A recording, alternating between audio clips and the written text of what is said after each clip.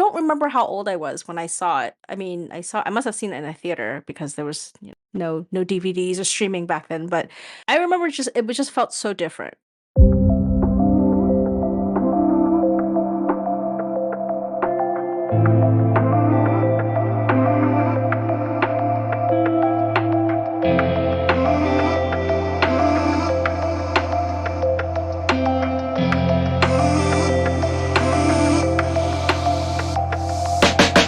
Hi, this is Juniper. Hello, this is Elle. Welcome to our pod. Today, we're going to talk about some movies for a change. I think we've been doing quite a long run of Chinese dramas, yeah, which is not what we originally set out to do, but that's just how life happened, and you just get sucked in. And our brain needed a rest, so did our eyeballs. And so we said, hey, wouldn't it be fun to revisit some stuff we used to watch or enjoy when we were younger? 100 years ago, but they didn't have those 100 years ago. So let's go back only 30 years. What did we watch 30 years ago? Like, let's do, time machine, right? And Juniper, came up with the first suggestion. I said, hey, what about A Walk in the Clouds? And Elle Yeah. was like, A Walk in the what? I was like, wait, you've never seen A Walk in the Clouds? Keanu Reeves, being Keanu Reeves. So we landed on doing A Walk in the Clouds, which is really a romance. And because Juniper, picked that, Elle decided to counter with another romance, which is so not the same. No. Elle, what did you choose? Tell everyone. Chungking Express from Hong Kong. Yeah, Asian. That's the Asian one. Which, I've seen both 30 years ago. So one came out, A Walk in the Clouds came out in 1995, so literally 30 years ago. And A Chungking Express came out a year before that, 1994. And so almost 30 plus years. And so there you have it. Today we're going to dive, not too deep, briefly into our youth. What the heck were we smoking or not smoking back in the day?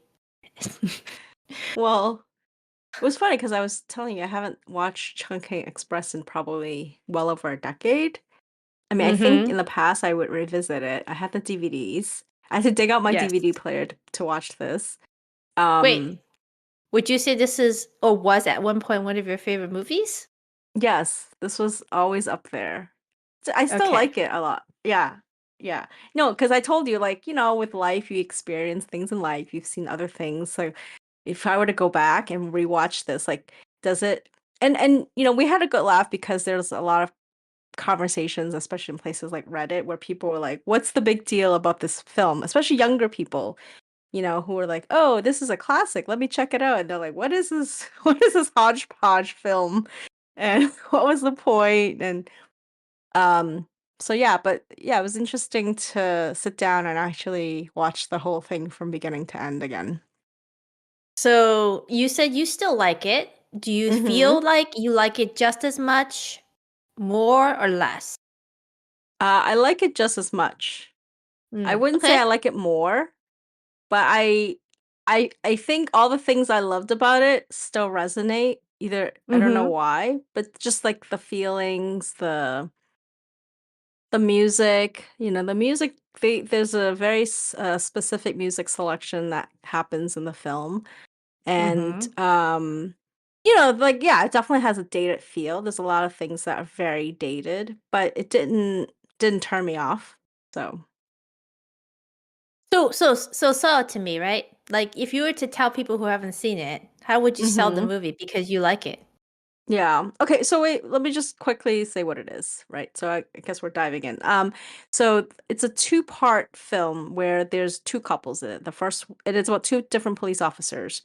And I think the events kind of happen in parallel, but the way it's filmed is you see it in two different sequences. And the first police officer, Takeshi Kaneshiro, he is basically heartbroken over his breakup with his girlfriend, and he's very forlorn. And so he's actually kind of I didn't realize this, like rewatching it, I'm like, he's kind of a sad sap. Like I don't remember him being such a Well, sad sap.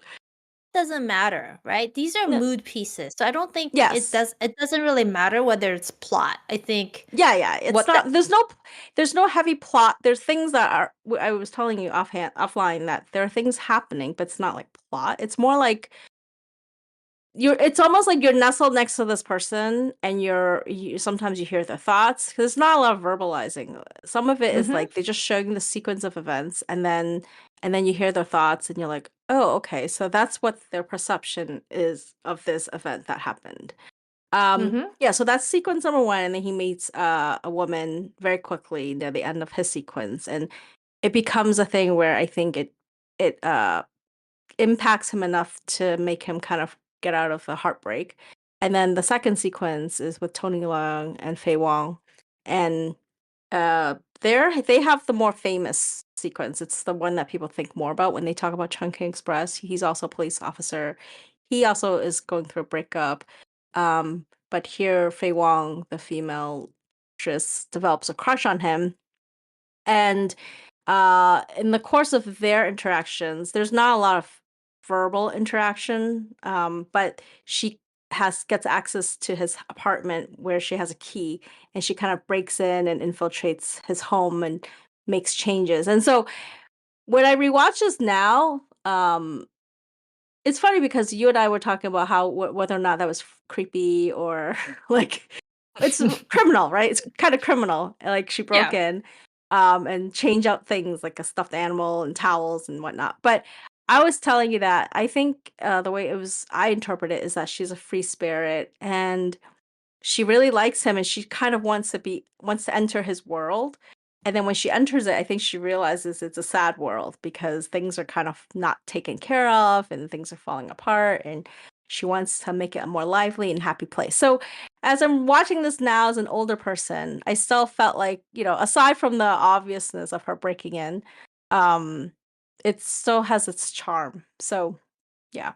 So in terms of like what I still love about it, I think it's that human interactions are really this bizarre, right? It's not like when you watch a typical movie, you have expectations of how the characters will interact. I think what made this one always interesting for me is that these are not kind of normal interactions, and yet they are very normal if you were out in the real world. Like, yeah, you would bump into someone and you will never know their story, or you might bump into someone and suddenly your eyes are attracted to them, and now you're like, oh, I know nothing about this person, but I'm interested to know more. And I think the director did a good job of conveying that with these two different stories, and they are both kind of open ended. But they kind of leave you on a positive note and hope and that like these characters will find their way in their world, beyond the film. So for me, I still have that feeling after watching this. Say that I remember liking the film, and I definitely remember the second segment being more of the intriguing segment. As you said, it's the more popular or well-known segment. Upon rewatch, though, I realized, gosh, I apparently misremembered a lot of the film. Not misremember, I forgot the ending on the second Mm, segment. I never, which is interesting if it was the more supposedly intriguing one, right, or memorable segment. And that I find that I actually don't like the film as much as I did. Memory sometimes is better stayed as set as a memory, right? Or your version of what it was than what it mm-hmm. should be. And maybe that's in some ways that film is kind of like that too, right? Like you said, you came out of it feeling like it ended on a hopeful. I actually don't feel like it was that hopeful. I was like, wow, these are all just like kind of loser people and very depressing, which is the whole ethos of the 90s that it came from, Yes. right? I said to Yes. you offline, I said, wow, this really reminds me of the 90s, like the whole cultural mindset of the Gen Xers, right? We are all Gen Xers. We're late Gen Xers, but of kind of like aimlessness, not knowing what to do with life, feeling Mm-hmm. isolated and lonely, right? Kind of just like, ugh. Right. Right. I mean, I'm not trying to parody Monty Python and the Holy Grail where they go, and the castle of ugh. But no, it really is just like, ugh. And I'm like, Yes. I watched this and I'm like, I'm so glad I'm not in that phase of my life anymore. And I really hope these people all move on. The the hopeful note I think you mentioned is really you could read the story as a fable of people saving each other from ruts and maybe Yes. pulling themselves out of ruts and pursuing what they need to pursue or doing what they need to do for themselves. Whether they're going to survive in the long term is not important, right? But taking that next step instead of being in stasis, which is what a lot of these characters were in, especially the two cops. But other than that, I feel like you could intellectual lies this film and go, oh, it's so deep. And I could be like me and just difficult and say, no, there's actually no depth to this film ever. It's just Wong Kar Wai being a poser, posing a lot of shots, right? And putting Mm-hmm. it together because he wants to, and then people going, "Oh, this is so brilliant." Especially the second segment, I actually came away with a better appreciation of the first segment now that I watched it again than the second. Because to me, the first segment originally was like, oh, Takeshi's character is such a sad sap, right? Like, who eats so much canned pineapples? It was kind of disgusting to me, to Your be honest. tongue Poor will guy, turn raw eating that many pineapples. right? But like, I think what makes the first segment still intriguing is the fact that nothing happens in that segment, and yet so much happens in that segment. In that he's really just passing by Lam Qingha's character, Brigitte Lin's Mm-hmm. character, Lin Qingsha, Mm-hmm. right? And she is such a cool screen presence with her awful yellow wig and sunglasses and raincoat, right? Yeah. That you're kind of like, it's hard for you not to notice, and it's hard for him not to notice, and the fact that they spend the night in the hotel room but not sleeping together, right? She's just like, I need to sleep. And he's like, oh, I'll have a few chef salad. By the way, what the heck is wrong with these chef salads? They look disgusting. Anyways, uh, why does everyone want a chef salad in Hong Kong? Was there a fad in Hong Kong I didn't know about? I don't know. Um, anyways, so I don't know. I just remember walking away after my rewatch, liking the first segment more than the second. Here's why I didn't like the second segment as much now. Because to Mm-hmm. me, what made it cute before comes across as kind of like makes me wary now, which is all of the antics, right? That Faye Wong's character, the crush, the girl with the crush, goes through, like breaking into his Mm-hmm. house, reading his letters, and all of that stuff. And I was like, this is kind of creepy, It's if you very think about it. invasive. Yeah. Yeah, very invasive. And now you can say she's doing it because she's a free spirit and like cheering him up, but it's very presumptuous, Mm-hmm. right? Like, I'm gonna do Mm-hmm. things to you to make you a better, happier person. Like, why? He didn't ask for it. Right. Now, the end result might be he got out of his rut, right? Um, but then she kind of dumped him too, right? And said, "Oh, I need to go pursue my California dreams." And I was just like, "What? What a waste of time!" Like, you kind of manipulated him in some ways. Is how I felt. You know what I mean? Mm. Not Mm-hmm. that I needed them to be together. In fact, I told you off. I'm like, thank God they are actually better not together in some ways, right? Like, it's Mm-hmm. like, that the people you kind of meet, you know, and then they have an impact on you in some ways, and then you move on. I feel like that's Yeah. what this is about, right? Like you said. Mm-hmm. Um, so that was kind of all of the jumble thoughts that came to mind. Why I was like, I don't like. It's cute in the way Amelie is cute in some of the antics, but Mm-hmm. Amelie is not as creepy, if that makes sense, Yeah. No, I right? think the discomfort is definitely her invading his space, a private space that was not meant for her. It's like if someone Whoa. broke open your diary and started reading all Mm-hmm. of your deepest thoughts. And yeah, I mean, as someone who is very private, I feel that way too, right? Like, I feel if I were him, I would be completely turned off. Like, But I would have been angry because he found her in his apartment, right? So if you a normal human reaction would be like, "Oh my God, you freak. Why are you in my right. apartment?" Which I think is how he felt, but then but the way I said the reason that it works in the movie is that he needed her to do that for him because he really was in a bad place. And I think when he was like, "Oh, I'm able," I mean, you can argue there's something wrong with these guys to begin with, both Yes, police officers, very. They're because also bad cops, awful like, cops. why do you need someone for you to get over your ex? Like, both of them Yes. had to meet someone to get over an ex. And and it's like they immediately transfer their feelings from one vessel to the next Yes. vessel. So you could be like, well, you guys are kind of creepy too. Like, do you Well, really like this person? that Because right? You know nothing about this person, but suddenly you're like, oh, now I'm gonna try to get to know you. And yeah. Whoa. So Yeah, that's what I'm saying. It's also questionable whether it's really that they got out of a rut only to go into yet another repeat cycle, if that makes sense, right? mm-hmm. These are unhealthy people at core. So Yes.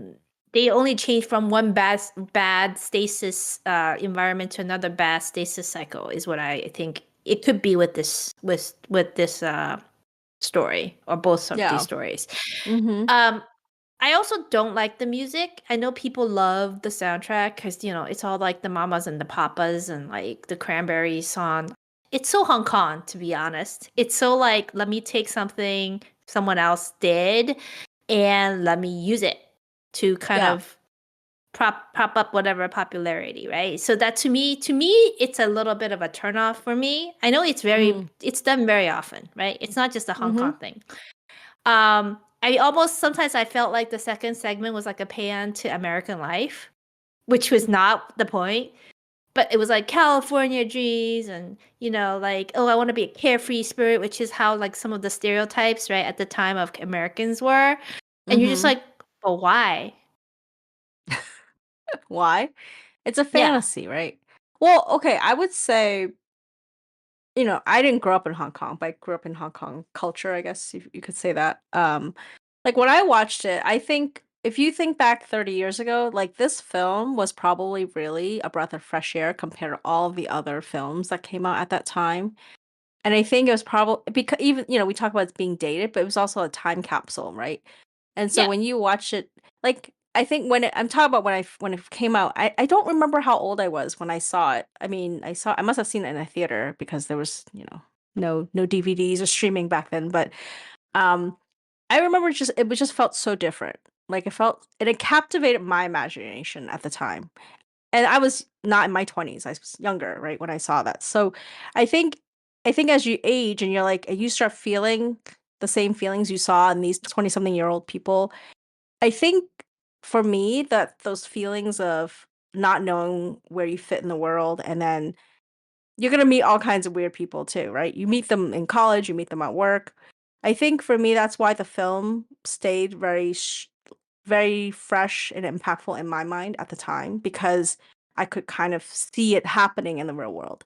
Now, whether, when you talk about Hong Kong or whatever, I mean, this director, he's very, I think he did work with like international crew. So I think he's influenced by many different types of art and styles. And I think for him, like he just wanted to make a film that he felt hadn't been done yet, and I think it worked effectively. I mean, he's made many other films, and I don't think they've resonated the same way this one has.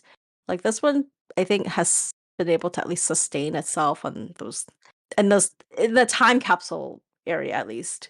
It was only because it was new and never done before. It's like M. Night what's it, Shyamalan? Yeah. Sixth Sense. First was like, oh wow, what a great film. Everything after, wow, horrible, horrible movies. Right? Like that's what Oh I'm man, saying. Like it's like if a we could do a podcast on one of his films. one hit wonder kind of. But let's take that theme and kill it to death, right? Like I feel like Yeah. that's maybe what's happening a little bit with Wong Kar Wai. I mean, I did, you're a huge fan of Tony Leung. I'm not. I know most Yeah. people are. I could see his charms in this, although I think I at one point texted you while watching. I was like, oh my God, I did not need to see Tony Leung in his tighty whities. It was not sexy, okay? I was like, oh yeah, yeah. I thought it was very cute when he was talking to all the inanimate. Like the best love scenes were him talking to the soap and the rags. That was my favorite, That okay? rag, I was like, rag had no surface space anymore. It was just a big piece of hole. like how is it? They were like hanging it on the window, and it was still like somewhat intact. I'm like, yeah, that was the Yeah. saddest rag ever, too. Yes. So I could see his charm in that way, but then I also question the man's diet. Like I said, chef salad every day, and then like the barbecue pork rice. I was like, Oh yeah, yeah. how's he No not die? Has vegetables. he? Yeah, how does he not have died of like congestive heart failure already? I forgot how much smoking was in this film too. Yes, There's a lot. well, I think almost every character lights up at least once. I I would say yeah, as a long life fan of Tony Leung, I think this was one of his best roles still. I think he's very charming in it in a very low key way, right? Because he's not a hero like in the, usually you see him in these other movies. If he's like the protagonist, he's sort of propped up. I think here he's not meant to be propped up. He's just like an average Joe Schmo. But there's still a charm to him. And if you I mean it's funny because Takeshi Kaneshiro, I think aesthetically is probably more handsome in most people's eyes, right? Like he's like model looking. yes. But for me, Tony captivates me as when you watch the acting, like to me, Tony is the one that I'm like I still like the most. And Well, in this I've film, yes, in this film. I mean, he's done some great films and not so great films, right? But I feel like this to me still withstood the time from 30 years ago. Takeshi would be better. I mean, I definitely refresh my memory of what he looks like. I'm like, oh man, I almost forgot how good looking he is, right? Like, and Yeah. he doesn't Mm-hmm. look good in this movie only in the sense that they don't make him look clean or anything, right? He's kind of like a sap, as you said. But he Mm-hmm. is very good looking. You have to like really appreciate Takeshi Kaneshiro in like movies like House of the Daggers. Is it House of Hidden Yeah, Daggers? I House think of so. Flying Daggers. Sorry, House of Flying Daggers. Oh, I thought And some Hidden of the Daggers. other, yeah, no, it's Flying Daggers. 十面埋伏, I think, was it called in Chinese. Not in this kind of film, right? Though I find his pairing with Brigitte Leung oddly enticing, even though there's nothing sexual or romantic happening between them. No, he's like a little sweet boy trying to like Yes, make a yes, connection, and she's just like, why are you talking to me? Like right. she's like, I've had a long night. I've been running around all day, and he's like, I- oh, In high heels, no less. I'm like, how does she yeah, outrun all those people, the gangs, the armed gangs? Anyways, yeah. okay. All right, Um, shall we move on to yeah. A Walk in the Clouds, which you have not seen until now, which I was surprised Mm-hmm. by, whereas I Yeah. have. And so I'll go first in terms of like why did I pick this? No particular reason. It's not like one of my favorite movies or anything. I just remember that this was a movie from 30 years ago, and at the time, I think I watched it in the theater, which was like, why? I don't know. It wasn't like I'm a huge Keanu Reeves fan. But it must be because I think I texted you. I was like, I must like Schmaltz because it's a very schmaltzy movie. Yes. And I would say the way to describe it, if you haven't watched it, is it's a old movie, meaning it's from 30 years ago, that was made in the style of an even older movie, as in Yes. like a 1940s like Warner Brothers standard studio romance. Um, Mm-hmm. so that could be good or bad depending on what you like. And also depends on who's in it and how it's executed. So I would say that after rewatching it, I actually came away thinking, oh, I like this film more than I remembered. It's not like the greatest film ever made by any means, but it's actually pretty enjoyable if you take it kind of for what it is, which is a Mm-hmm. fairy tale romance in some ways. So I actually did some research on it, and I wonder if one of the reasons it's very kind of older style leaning is that it is actually a remake of a 1942 Italian film called Mm. Four Steps in the Clouds. Now, I did go check out that film very briefly. I didn't watch the whole thing, but that is not a romance.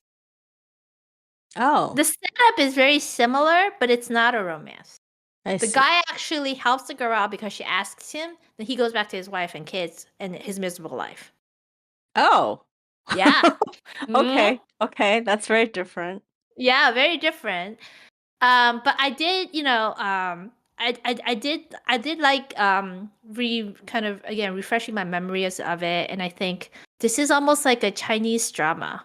The storyline, With the and then family, yeah. yes, yes, and the way the story pans out or progresses. So, um, I think Keanu Reeves was nominated for a Razzie that year. He didn't win. He lost out to Pauly Shore, according to Wikipedia. So, okay.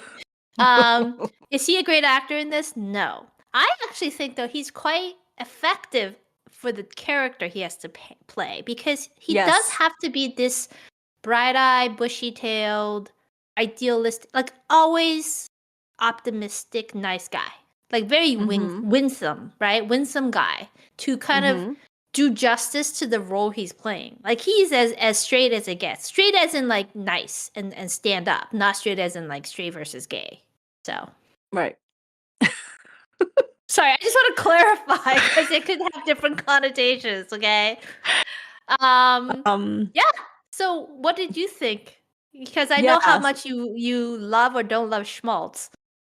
Yeah. No, I'm okay with Schmaltz. I like Keanu. I don't have anything against him, but this was a very Keanu type of acting, which The which is non-acting acting.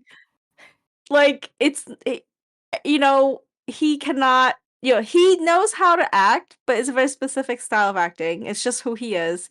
He's not a chameleon actor. So, um if you didn't say that this was supposed to be the 1940s or whatever, uh yeah, it wouldn't really work. I mean, everyone else felt very like to the time, like the other characters felt like they belonged, and then Keanu kind of stuck out.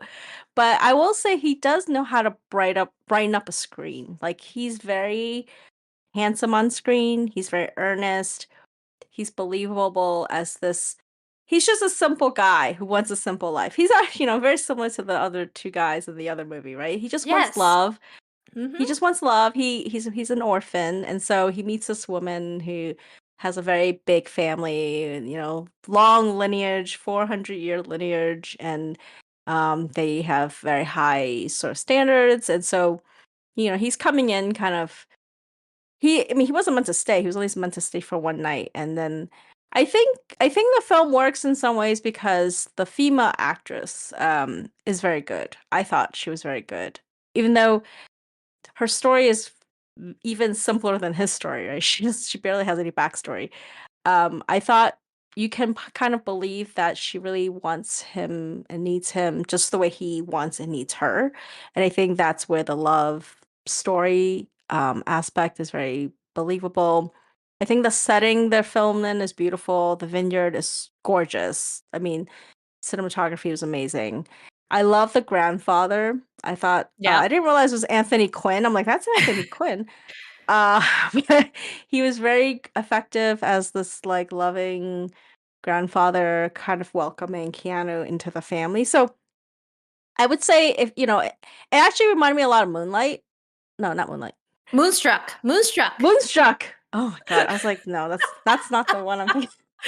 Sorry. Oh. You know which film I'm talking about. Moonstruck. It reminded me a little bit of Moonstruck, where the family pieces matter in the Yep. context of the character's love story. They're Yep. not in isolation. You kind of you marry this person, you're marrying the family, and right. So actually, it reminded me of Moonstruck when I was watching this. Sorry, I had a brain fart there. So I would say yes, the schmaltz was pretty high, but it didn't bother me. I mean, there were a lot of cheesy lines. There were a lot of lines that were, I mean, I don't know, 30 years ago, maybe these were still kind of considered okay, normal in screenplays. I feel like today, if a film like this was attempted, those would not be lines you would write in the script. But they're okay. I think, yeah. I even think 30 years ago, this was like a dated type of way of making the film. But that's what I'm saying. It felt like a studio movie from the 1940s, made in 1990, Mm-hmm. in the 90s. And yes, Mm-hmm. you're right. They probably wouldn't make movies like this anymore, but unless it's like Lifetime or Hallmark. But Yeah. it somehow works, which is like, and I think a lot, like you said, goes to the setting.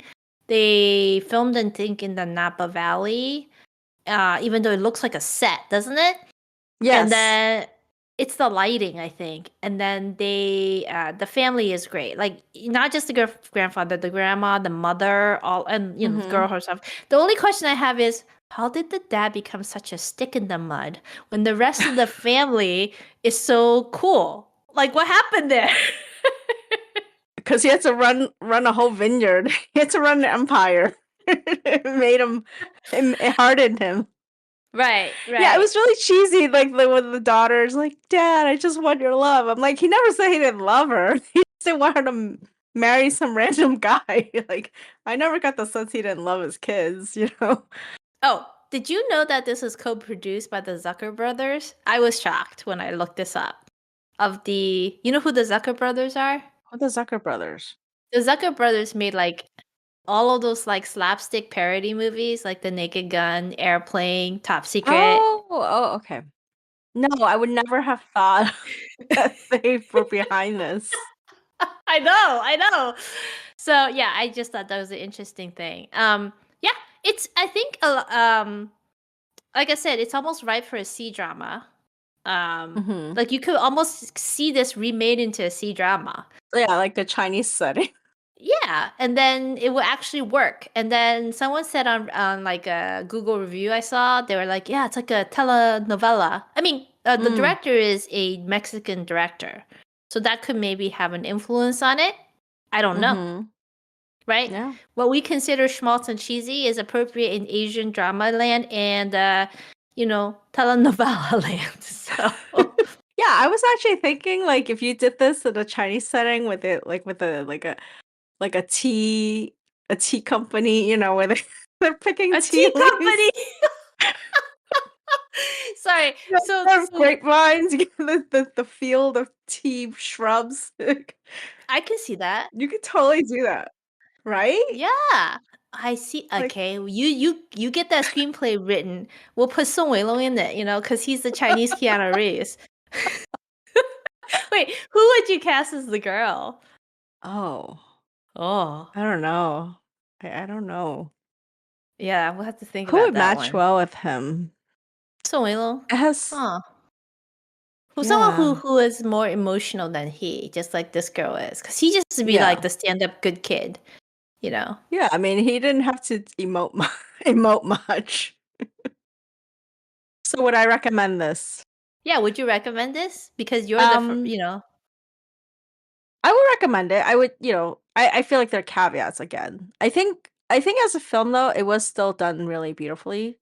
It's a very predictable melodramatic romance, but done with very sweet characters. The characters are not they're not deep thinkers. They're just like they just want love. It's very simple, but they're nice people. So you're like, "Oh, I hope they get together," right? There's not much angst. The whole I mean, the angst was because he was already married, but he was married in a loveless marriage. It was a whirlwind courtship that he where he tied the knot before he went off to war. So like you don't feel like he cheated. I mean, there's always that gray area of like, oh, this is ethically, morally, legally not right because he's technically a married man. But they make they the way that's done, it's like, okay, he's kind of in a loveless marriage. And at the end it's revealed that the wife had been cheating on him. So I guess two wrongs make a right. I don't know. But like she had an annulment and so he's free now to pursue, the actor, the female lead. So I guess like in that context, it's still a sweet love story where, aside from their difficulties and things that are holding them apart, it still works. And Keanu is very handsome in this film. Would you recommend Chungking Express now? Would you not recommend it? I would not recommend it. I would just say it has caveats, right? Because I think there's still parts of it I would enjoy, but it's very much a film of its times, as we already discussed. And you have to be in Mm-hmm. a certain mood to like it. I mean, in some ways, these two films are similar in the theme of they're people saving people who need saving. Except I feel like if you're looking for more optimistic, straightforward storytelling with a real optimistic ending, it's almost like a fairy tale, right? A fable, Mm-hmm. you will Mm-hmm. watch A Walk in the Clouds. You just want Yeah. simple, right? And, Mm-hmm. and nice viewing. You might, if you don't like that, you want more complexity, right? And go deep if you like depth. I don't think Chungking Express is as deep as people think it is, but you can Mm-hmm. definitely go and overanalyze everything or, speculate as to what's happening and who's doing what. And, it's that kind of like cerebral experience for the people who want to nerd out. Yeah. Yeah, I agree. Yeah, because there are a lot of little foreshadows and Easter eggs that the director like pops into the film early on. So sometimes you don't. A lot of times, people who watch it one time, they didn't catch it, and when you rewatch it, you're like, oh, there's that scene where Faye Wong comes out with a giant Garfield, but the first time, it's like a passerby. You think it's a passerby. So, yeah, I think there were a lot of deliberate things that the director put in there. So, like, if you watch it a second time, you actually catch a lot of those Easter eggs. Yep. I would still recommend it. I wouldn't say I highly, highly recommend it. I think it is dated, but I still think it has a lot of charm to it. I don't know if people usually use the word charm with Chungking Express.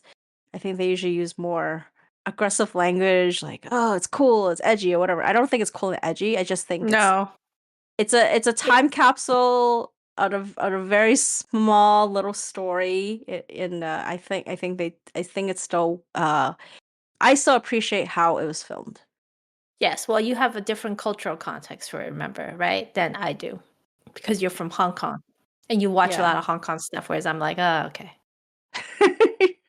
And again, Tony Leung in his tighty whities, that's just gonna be singed on my brain, going, oh yeah, yeah, yeah, yeah.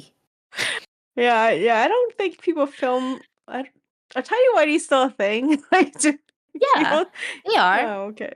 Yeah, yeah. I don't Well, know. it's also he doesn't have the physique for it, right? So you're just like, oh, what is this little man doing in his tighty whities? I mean, he had some muscle, but he wasn't like scrawny. So. He's pretty scrawny. I mean, the pork fried rice might have helped, but On that note, that's all I have for today. Yes, that's all. We might do another time capsule travel back to some other films that we vaguely remember watching back in the day. But I guess Yeah. next we're probably going right back to C-drama land. Time to check Mm-hmm. out more C-dramas and maybe some Korean dramas. We'll know. So, All right. all right, Well, next time we will talk about something.